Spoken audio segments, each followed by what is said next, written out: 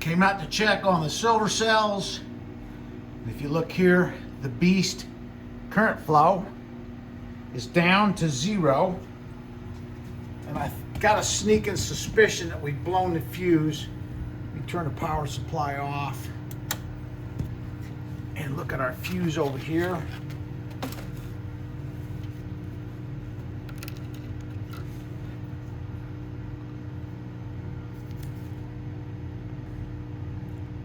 We've blown the fuse.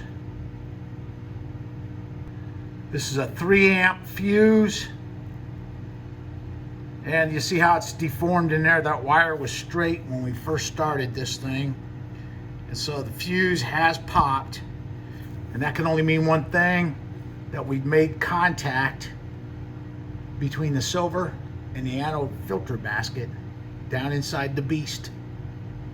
I was running that time lapse of the consumption of the impure shot on the beast. Let's get that stuff out of the way. I'm going to take the anode bars out of here.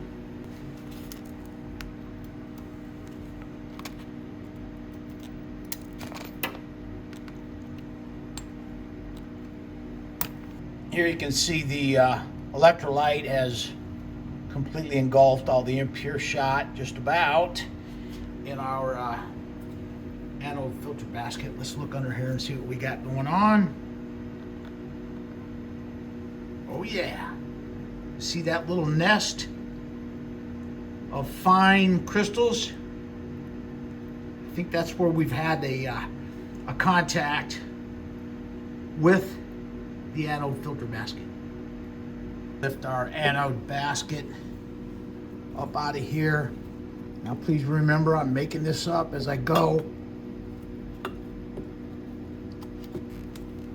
Got most of the electrolyte drained off the bottom of this thing. I'm going to remove it and set it over here off to the side. Here's a look down in the cell. Now that we've completed this refining, if you notice, you can see a little bit of fuzzy looking stuff right there. I think that's where the silver made contact with the anode filter, and then it shorted the cell out and caused our fuse to blow. But our batch of pure silver should be just fine.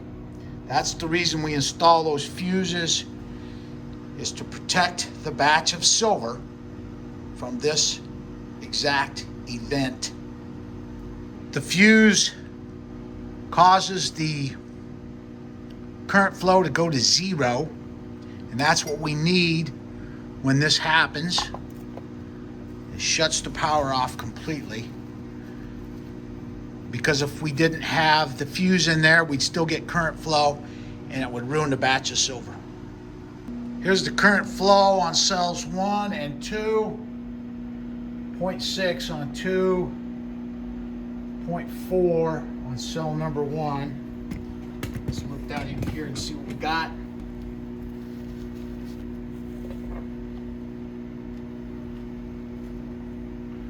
It's looking good. Looking good. Cell number 1.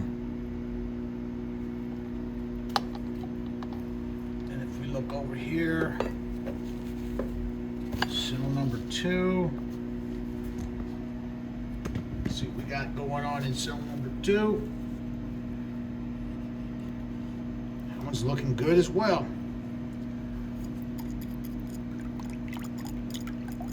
Full of high purity silver. I think what we'll do is put an anode bar in here, cell number 1.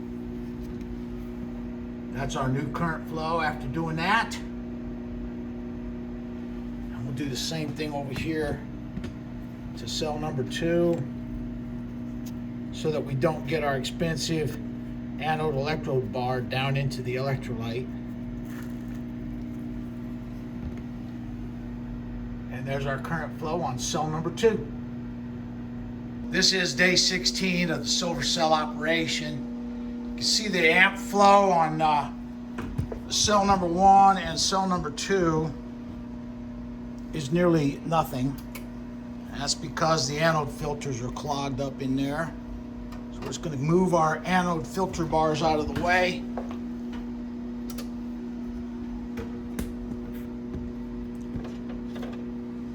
Now let me get the anode filters out of here. Cell number 1.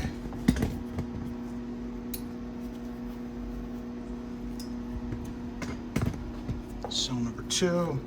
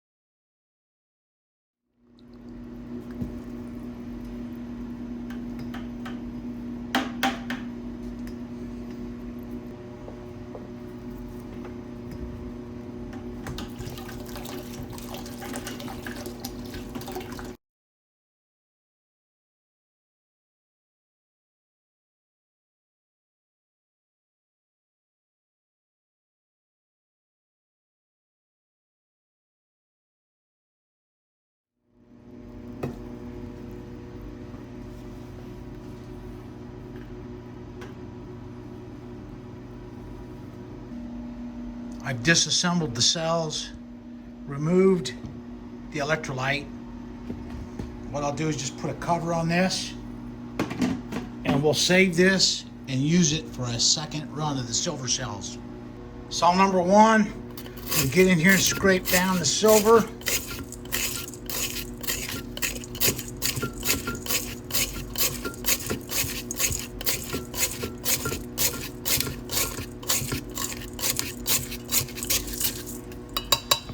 Cell number 2.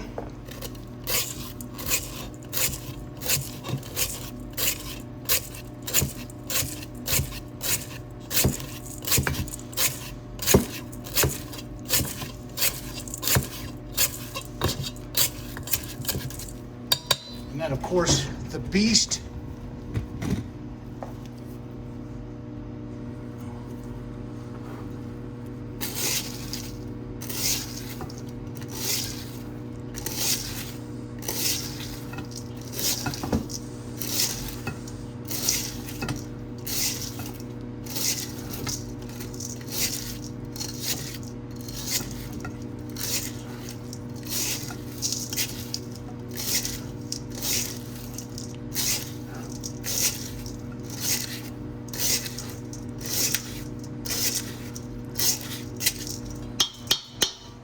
Let's transfer this into our bucket now.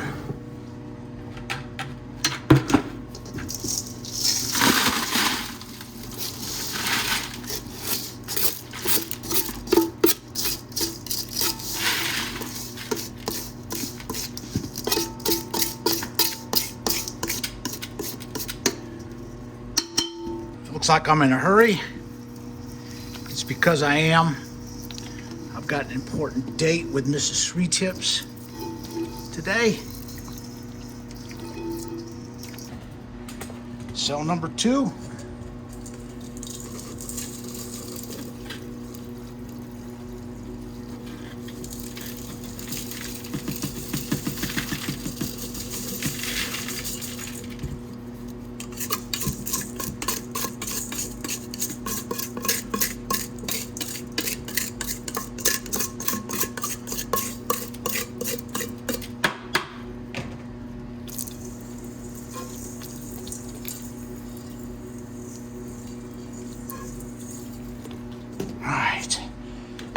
look at cell number 1.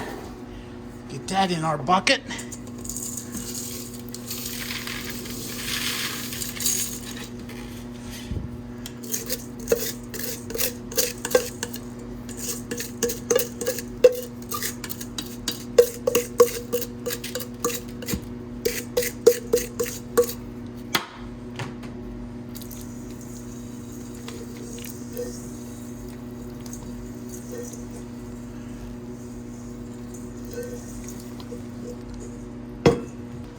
Now what we'll do is I've got some distilled water on boiling, and we'll just start rinsing all the excess electrolyte off of this pure silver.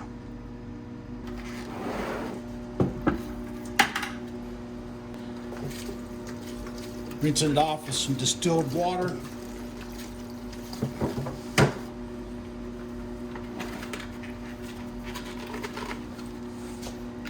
Oh, this is heavy.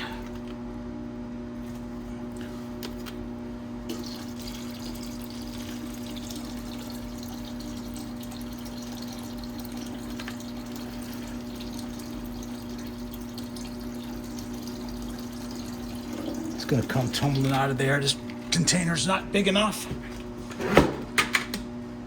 I'm gonna transfer some of the silver down into here. Oh, good Lord.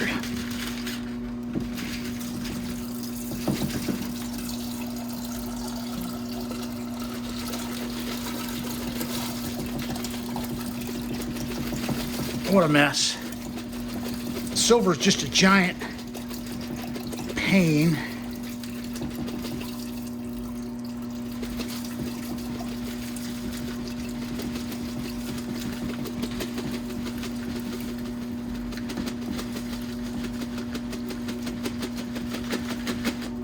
All right, that made a little room in there.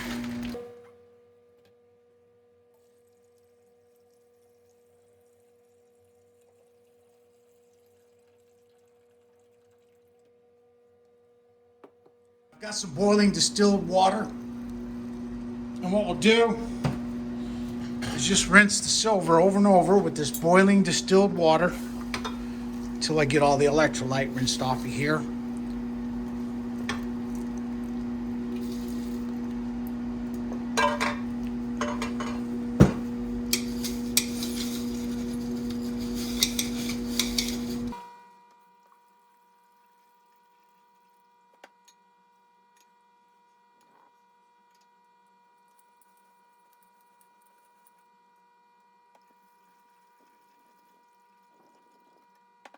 I had to split the silver up between two beakers because there was just too much in there to be able to manipulate it with the rinse water.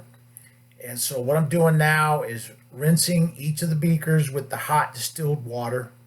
Then I'm pouring it into the bucket that contains part of the silver that we still have to rinse, and reusing the rinse water out of the beakers on the silver that's in the bucket. And then I just pour the bucket off into the wastewater bucket there that has the blue liquid in it, the large 5-gallon bucket. This is the first crystal that we've got rinsed off. I'm going to put it in this large Corningware dish. Got this at an estate sale the other day for $10. And maybe, just maybe, we'll be able to get all of the silver in here. What I'll do now is take this over to the fume hood, put it on some low heat, and start drying this silver off. This is some silver nitrate electrolyte that I've made. It's highly concentrated silver nitrate. You can see that we've formed some crystals in there. Just move this out of the way. And now we'll pull this down. We're going to set this up on some low heat. Just let this dry off now so we can get a weight on it. In this sequence, I take a little bit of the silver, divide it equally between the two beakers, And then I rinse the silver that's in the 2 beakers with the hot distilled water. And then I pour the rinse out of those beakers into the silver that remains in the bucket. And then I pour that off into another waste bucket to collect the rinse water, because it'll have a little silver in it.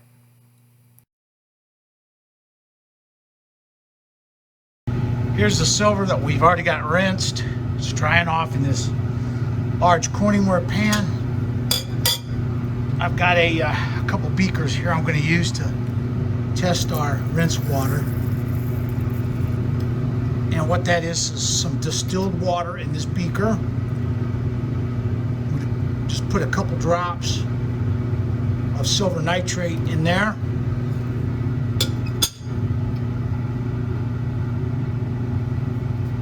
This is our distilled water with a little bit of silver nitrate in it. I'm going to add some hydrochloric acid. You'll see that the silver will precipitate out when we add that. That's just about maybe 2 or 3 drops of silver nitrate. So the hydrochloric acid test is a very effective test. I'm going to get some of this rinse water in here.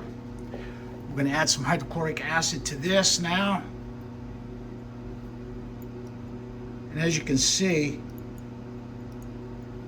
there's no precipitate in there. So we can conclude that all the silver nitrate has now been rinsed off of all these silver crystals. Let's get this jar of silver, take it over to our drying dish over here. It's still hot from the hot water rinses. I'm going to add that right on in. Here's the other jar of silver that's been rinsed free of electrolyte.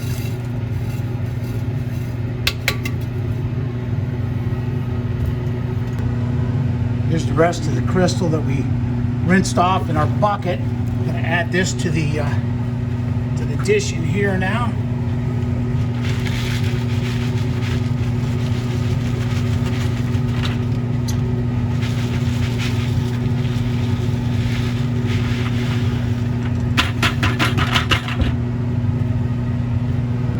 So now it's just a waiting game to wait until we get all this silver dried off. Oh, Lord. That's heavy. And as these things dry out, I'll add this. It's stuck to the beaker right now, but it'll dry out, and I'll be able to get the rest of this down into our dish. So I'm going to put it on time lapse. I'm just going to wait for it to dry out.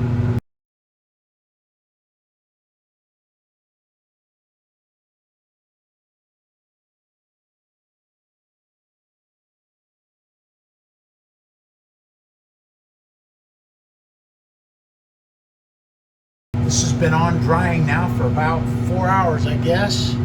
Longer, maybe. Turn the heat off. Let this cool down. I've got another dish. It's the same size as the one. It contains all of our silver crystal. So we're going to weigh this.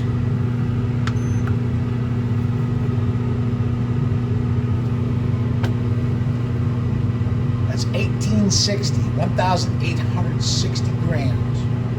I'm going to get our silver and stick it on the scale here.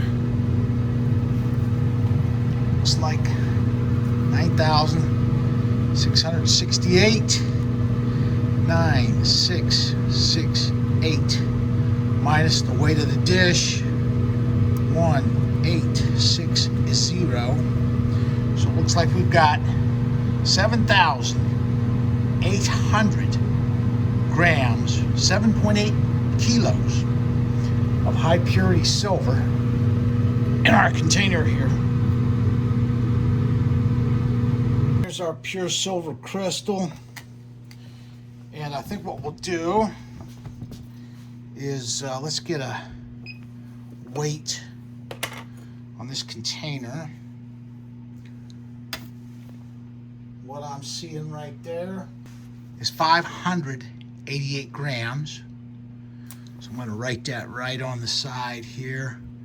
588 grams. Now we're going to tear that scale out to 0. And what I'll do is I'm going to measure out a kilo of our high purity silver crystal here. Carefully.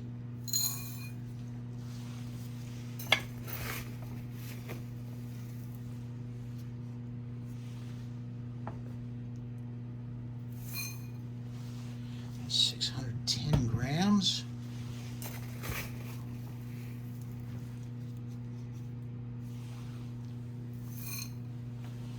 $8.93. Looking for 1,000 grams.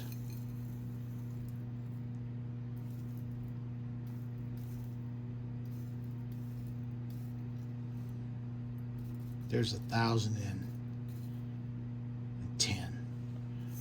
So we've got 1,010 grams of high purity silver in this container right here. And what we'll do is offer this for sale on my eBay site.